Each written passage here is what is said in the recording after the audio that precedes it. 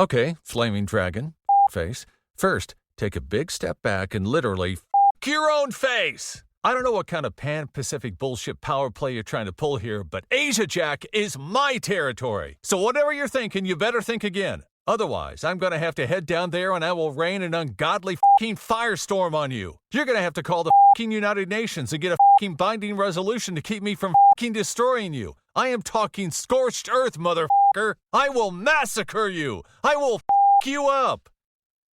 Can you find out who that was? That was Lou Diamond, right? Okay. Would you like to learn from those that are taking their lives, their businesses, and their passions to the next level?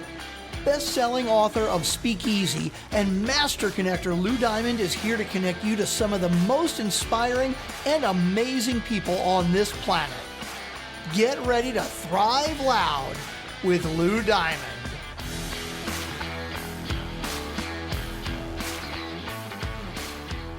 All I do is win, win, win, no matter what. Got money on my mind, I can never get enough. And every time I step up in the building, everybody hands go up.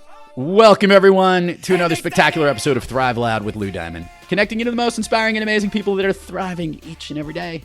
I'm your host, Lou Diamond, and today on Thrive Loud, we have an individual who has had an extensive and successful career in the wireless industry, to founding an upstart event marketing company, to being a versatile and successful consultant.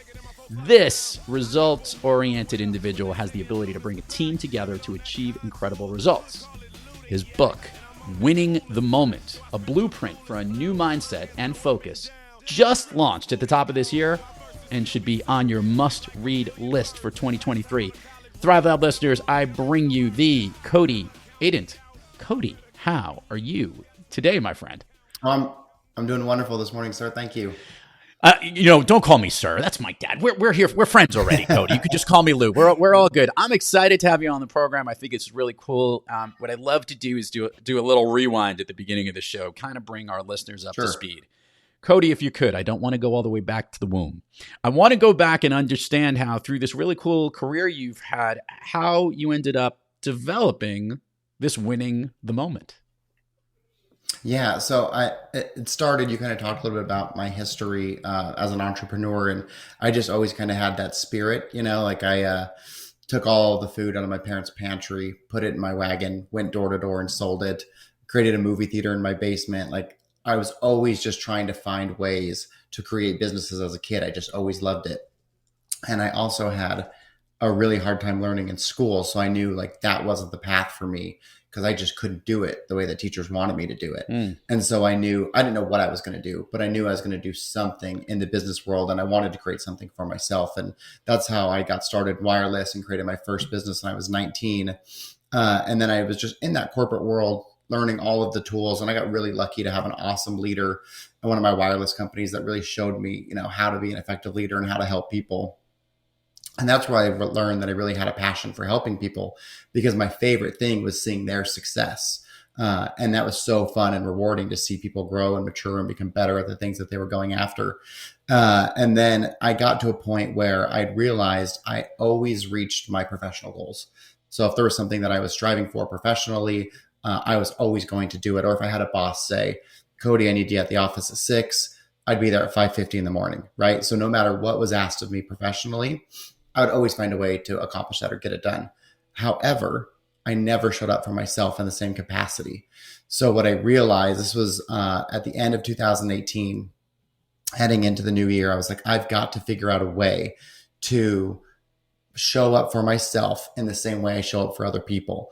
And so really what works for me is accountability. That's, I think, why I've been so successful professionally, is when I'm accountable, I succeed. And so I thought, how can I create accountability for myself? And so all I did is I made a very basic spreadsheet, and it measured all the things that were important to me: my health, how often I was reading, how often I was exercising, if I was meditating, all of those things that I knew if I do these things, then I'm going to have a successful personal life as well. And it was very simple. If I exercised, I put a Y. And if I didn't, I put a no. And then I kept track of how many times I was doing it per week, and I had a goal of working out 4 times a week, or not even working out, but just exercising, being active, reading at least 10 pages a day. I wanted to read 24 books in the year, all of those type of things. And so then every day I had the spreadsheet, and it was amazing how powerful seeing a red N was for me, right? Because as humans, we like rewards. And so seeing that green gave me that reward and that motivation to do this thing now. And so keep going. Sorry. Go ahead. No, you go. No, go ahead. So then I got through the year, and I had this amazing year, and I felt so good. And of course, professionally, it was still great because I was a better version of myself. So of course, that translated into my professional career. And so in January, I did a post on LinkedIn because I was like, man, there's all these other professionals on here. I wonder if they have the same affliction that I do. Like, are all these people also being successful in their professional careers, but yet failing to show up for themselves? And I'm not like very good at social media. I get like 5 likes a LinkedIn post. So it's not like I was going to, do anything crazy here. But for whatever reason, that post just absolutely blew up. It got like 250,000 views or something like that, over 500 comments, and it just went all over the world. And people kept reaching out to me and saying, oh my gosh, I'm so glad I'm not the only person who has this. Like, that is me to a T. And so I told people, I'll send you my spreadsheet for free, because it wasn't, it was very basic, just made on Google Docs. And so I sent it to like over 100 people probably. And then some people throughout like the year had reached out to me. This one gentleman reached out like 8 months later and had lost 30 pounds just using that little accountability process. And so that was so awesome to see, like, and also for me too, to know, oh, okay, I'm not the only person, because so often as humans, we like to think that we're the only people who have the struggles that we do.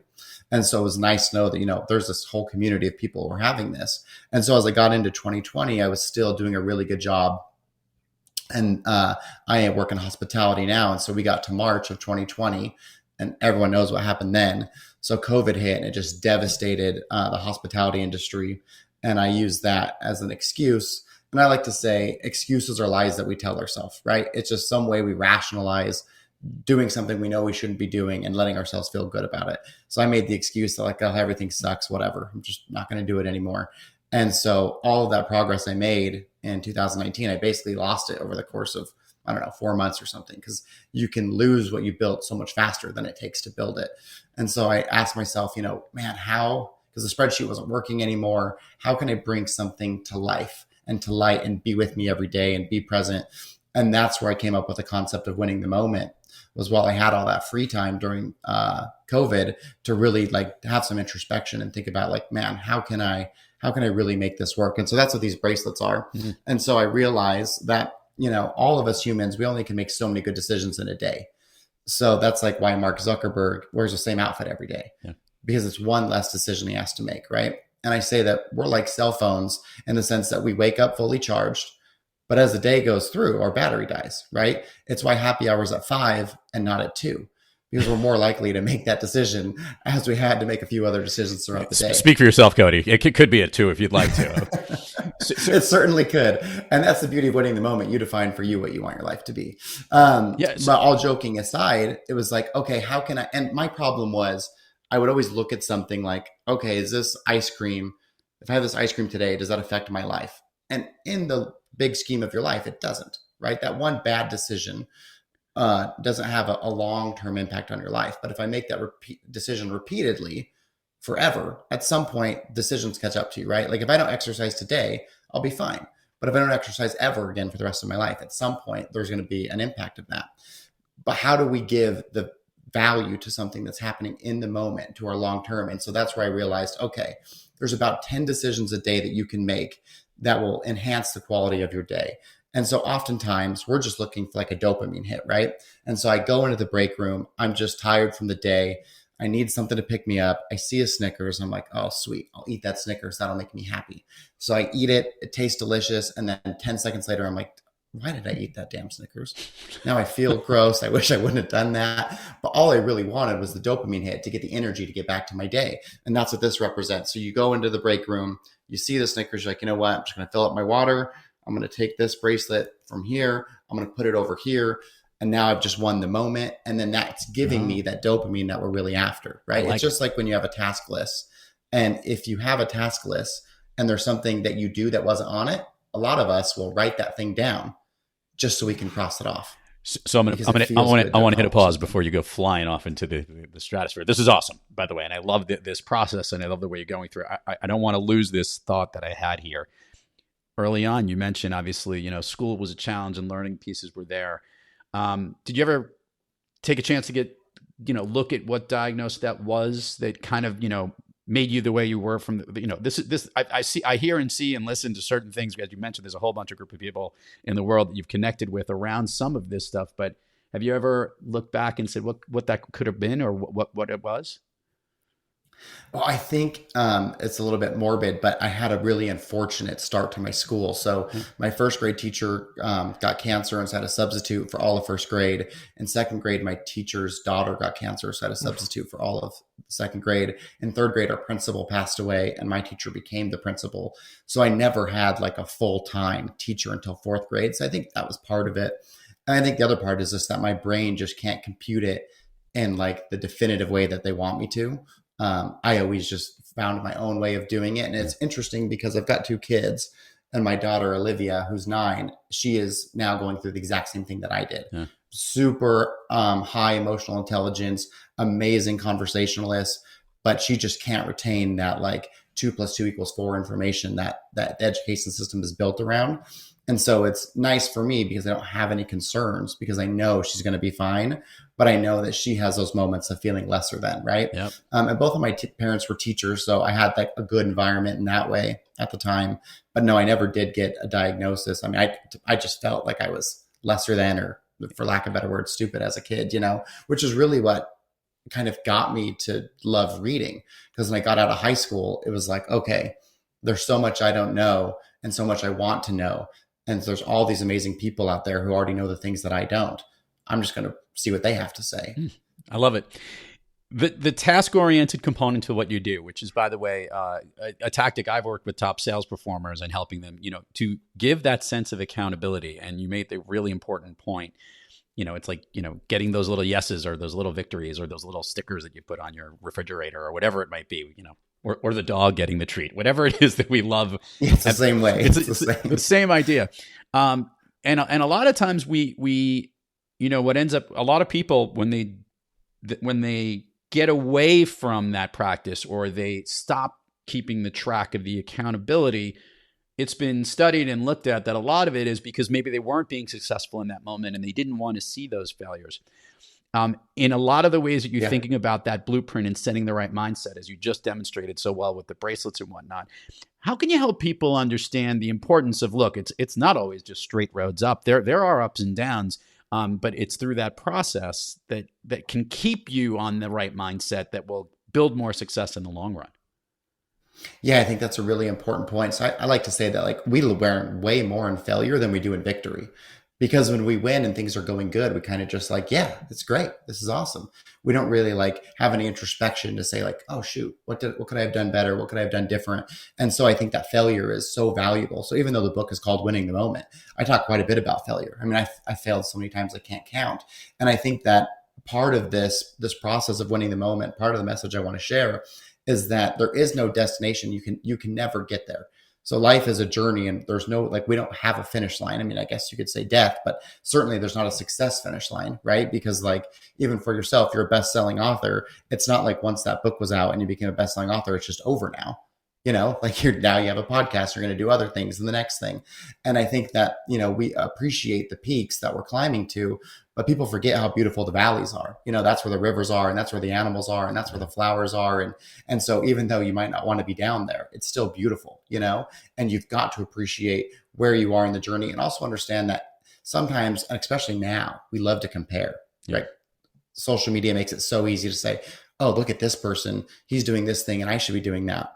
The problem is, if you use like the analogy of like a race, they may have already gone around the track twice and we just started. Yep. So it's irrelevant where they are. And also one thing that I learned for sure is in the beginning, I always thought it was about like financial success.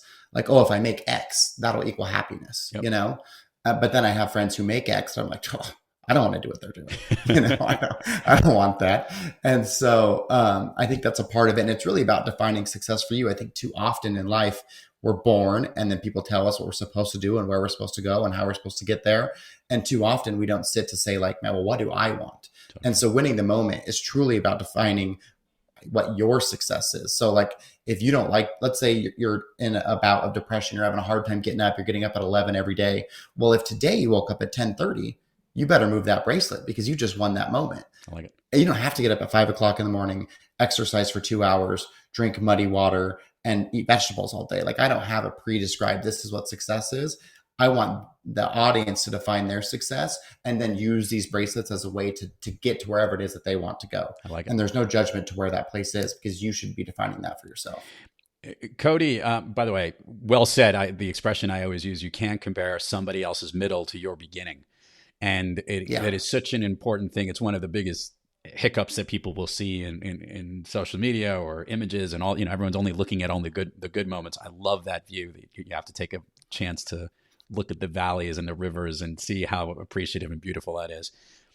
In the process of putting together Winning the Moment, authors that I've had on this program have many times found what I love to call a happy accident, an unexpected gift. Yes, you created a message that's a gift to the readers and in some cases audiobook to the listeners. But many times there's a gift that you received in putting this book together. Cody, was there a happy accident, an unexpected gift for you in writing Winning the Moment? I think if I could say anything, it's just that now you've got this thing out there and you've said, this is what I believe. So the happy accident is like another level of accountability for me, because I better be winning the moment because I can't be talking about it and trying to share this message while simultaneously not doing it myself. Right. And so as someone who loves accountability, it just created another way for me to hold myself more accountable. And it's already been a super fun journey because I'm finding so much joy in that because that's just something that I really love. The infamous spreadsheet that you had that had all the yeses and nos or the different tasks. Yes. I maybe giving a little bit of a sneak, not a sneak peek, but more along the lines of, here were some of the things that I included in that spreadsheet. I've seen people who do fitness workouts in there. What were some of the things that you couldn't believe you added into this little yes/no list to keep yourself accountable that most people wouldn't have ever expected? I mean, mine was very basic, but one thing I had in there was like, I only wanted to drink twice a week because being in sales and being in management consulting, so often you find yourself at social events and it's so such a part of culture to like, oh, you got to have a cocktail. And I was just doing that too often.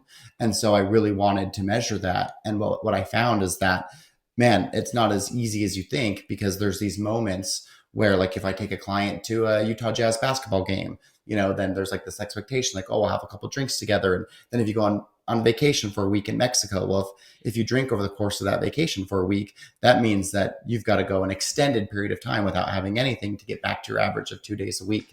And so those are some of the things. The meditation was another one. I found that to be super beneficial and a really enjoyable process, something that was difficult for me. I don't know if you can be good at it, but it felt like I was having a hard time. I could tell you you could be bad at it because I have tried. True story. There was a window of time where there were many guests on the program, and you're front running a great question that I love to ask is, when you have trouble thriving, what practice do you seek to get yourself back on the thriving track? A lot of people do use meditation, and I had trouble getting past this like 5 to 8 minute mark. It was like around there. And just because I have so many active things, but what I will say is that I took the 0 to 4 minutes and 59 seconds as a victory. Because just for me, that was a good thing. And everybody's got to find whatever that threshold is. So, but I would argue I was bad at it because I love to be that way. But to yourself, you got to find different thresholds. Are there other practices that you seek to get yourself back on the thriving track? I think for me, it starts it starts at night, really. And that was part of the real premise of Winning the Moment, right? Back to that, you can only make so many good decisions in a day. Is that, so I think there's about 10. So if I've already moved 8 bracelets over to my other wrist, right? So I'm 2 away from winning the day. Well, that helps me also make a better decision at night because that's really where I'd get off track is if I would have a drink and then I would stay up late, watch Netflix, and then I would eat, right? So all these unhealthy habits, and then those habits parlay into the morning because now I went to bed later, so I'm tired. I don't feel good, so I don't get up and get going. And so when you've already got 8 bracelets over, it's like, okay, 2 more decisions. I'm just not going to have a cocktail tonight, and I'm going to be in bed by 10 o'clock, right? That makes a huge difference for me because if I get a good night's rest, that allows me to start my morning right. And for me, I found I have a much more successful day if I get up and get going in the morning. So that's getting up early, doing a meditation, getting in an exercise, reading my 10 pages, having an athletic greens, and then I'm ready to go. Then my whole day is set up. And for me, I've got all that momentum built because I've got 4 bracelets moved over now. And momentum, I always say, works in whatever direction you're going. If you have positive momentum, it'll continue to go for you in a positive direction. But when you have negative momentum, that keeps going too. And it's very hard to stop that wheel regardless of what direction you're going. So you want that wheel to be working in your favor. Listeners need to get a chance to watch some of the video here. I'm going to give this the full screen here because I want to talk about what a spectacular job you've done here. Check out his office and background. Are we on brand or what? Cody's got the t-shirt representing his brand. He's got the book on the thing. He's got screens behind. By the way, his comment to me before we started the show was, oh my God, I got to clean up this mess over here. I'm like, mess over here? This is the best background office I've seen on brand anywhere. We have it pretty good normally at the Thrive Loud Studios, which I'm away from right now. And I'm looking at this going, man, I might need to change my entire outlook. Love what you've done here. Love what you've done with the place. Thank you. Let's do the admin part of the show. Share with the listeners, Cody, all the places people can find you, websites, URLs, handles where they can get the book. We will put it in the show notes, but it gets way more engagement when they hear it from you. Absolutely. So you can go to codyadent.com. You can purchase it there. If you do that, it comes through me, so I can sign it for you and send it out to you. But you can also get it anywhere books are sold. So if you like to get it on Amazon or Barnes & Noble or Target, really there's like 33,000 outlets it's on. So wherever you prefer to buy the book, that's what I say, do that. But if you want a signed copy, go to codyadent.com and I'll send it to you there. You talked about branding. That's something that we do at Vibrant Management. We are a hospitality-based business, but we specialize in branding and marketing. And so you can always check us out at thevibrantteam.com. And then on social media, I've started trying to get active on Instagram, really for the purpose of this book and to help share my message. So that's just Cody_Adent. You can find me on LinkedIn at Cody Adent as well. And that's pretty much everywhere that you can go and find me currently. Spectacular, Cody. Thanks for all of that. And listeners, definitely check out the background of this office. I'm literally going to have to do a redesign team very soon on my own office. You ready to rock and roll down Fun Street with me here, Cody? We've been having fun from the beginning, but just want to see if you're Let's do it. All right. Can you share with the listeners what you shared with me as one of your all-time favorite movies? Yeah, always been a car fan. So Gone in 60 Seconds, old school Nicolas Cage. He was so good. And you got to love Eleanor. My dad, when I was a kid, had a 65 Mustang convertible that we kind of brought back to like OEM and restored and took it to shows. Then he got a Mustang Bullet, and I've been just a car enthusiast as long as I can remember. My son Cash, now he's 6 and he can already name all the cars, and he loves Bugattis and he's got all the models. Mm-hmm. And so it's been a passion of mine for as long as I can remember. I'm gonna share this with you that I saw a Bugatti car recently, which I understand is like $1 some odd million, whatever it was. And I'm not usually a big car guy, but this was hard not to like. But I love that movie, and they have to. I like the big, the Eleanor car at the end where he tries. Oh, it's the best. They're walking up to scope it out, and he like is over exaggerating and acting what it is. So it's I love it. Yeah. It's he names the car. It's a great car too. All righty. We're going to do the speed round here, Cody, and I know you can handle it because you're a pro at this. I'm going to ask you something. I want the first thing that comes to your mind. These are things that lift you up, motivate you, make you feel good, basically make you thrive. You ready? Okay. Yes, sir. Of late, a song that you're listening to or one that pumps you up? All I Do Is Win by DJ Khaled. Love it. An activity you wish you did more of? Play basketball. An activity you wish you did less of? Watch TV. An activity you've recently tried that was awesome and you loved it and want to recommend to everybody else? Oh man, I don't know if I've done anything new. There's a new meditation I'm trying called the 6-phase meditation. Okay. So I'd say that's it. Favorite food that's not a dessert? It's got to be pizza. Favorite dessert? Ice cream and cookies. If I could snap my fingers and Cody Adent could be anywhere in the world, where is he? Is this for fun or for work? Wherever. I'd probably say Singapore, the coolest city I've ever been to. Absolutely amazing. And it's a melting pot of cultures. It's in Asia, but they speak English, which obviously for me is very convenient. And the architecture is just mind blowing. Something like the second or third best food place in the world too. Oh yeah. They've got this open air like food court that's just like, nothing special, but there's like 5 Michelin star rated little restaurants in there. It's incredible. Cody Adent, everybody's got to check it out. And more importantly, definitely get a copy of Winning the Moment. You'll see the link to the book here in the show notes. And thank you so much for coming on Thrive Loud today. Cody, thanks for your brilliance, the gift to the world. And it was great to have you on the show. Thank you so much. I really enjoyed it. You got it. To all our listeners out there, thank you for joining us. And until next time, keep moving onward and upward. And remember, be brief, be bright, be gone. And they stay there, and they say yeah, and they stay there.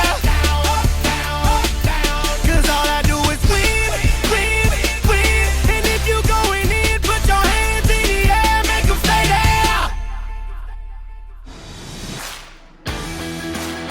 there. You've been listening to Thrive Loud with your host, Lou Diamond. Check us out on the web at thriveloud.com and follow us on Instagram, LinkedIn, Twitter, and Facebook at Thrive Loud.